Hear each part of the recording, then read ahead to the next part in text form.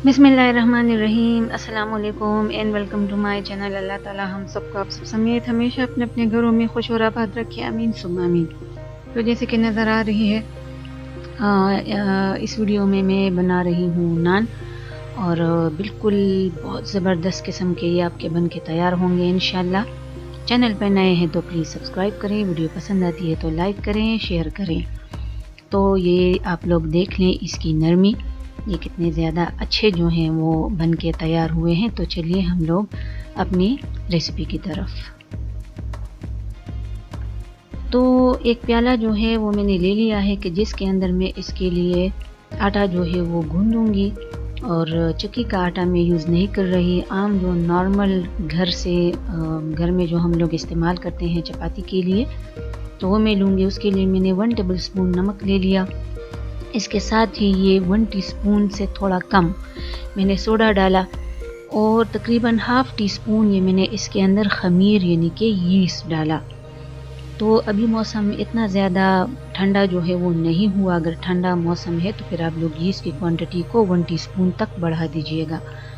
अब ये मेरे पास एक चाय पीने वाला जो कप होता है, 1 कप वो मैंने दही ले ली और उसको फेंट के मैंने डाल दिया। और इसके साथ ही मैंने थोड़ा सा पानी जो है नीम गरम वो डाला, और तमाम चीज़ों को मैंने अच्छी तरह से आपस में मिक्सअप किया, ताकि जो नमक वगैरह है वो सब कुछ इसके अंदर मिक्सअप हो जाए।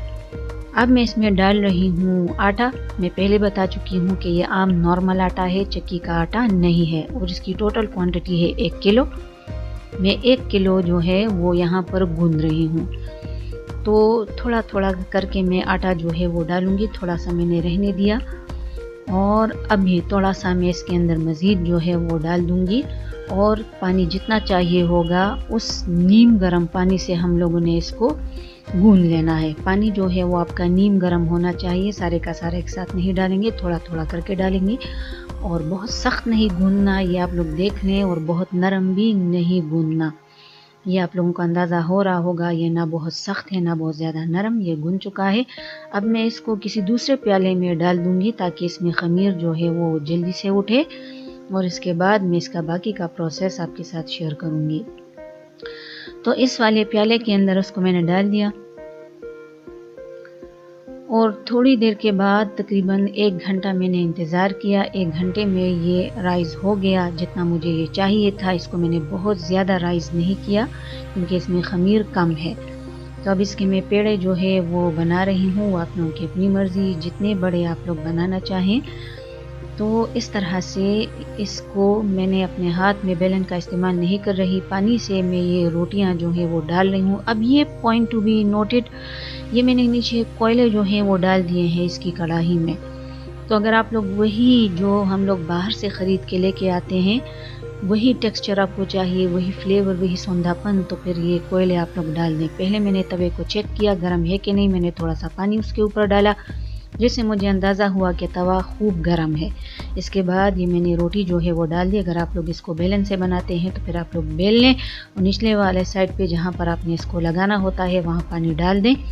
इस तरह से ये आपकी रोटी जो है वो फिर चिपक जाएगी तवे के साथ। ये मैंने दूसरी रोटी जो है वो डाल दी, और इस तरह से इसके शेप को सही करें। इसको मैंने उल्टा किया। ये कोयले जो हैं वो दहक रहे हैं, इसकी हीट, इसकी वो जो स्मेल है वो आपकी रोटी में आ जाती है।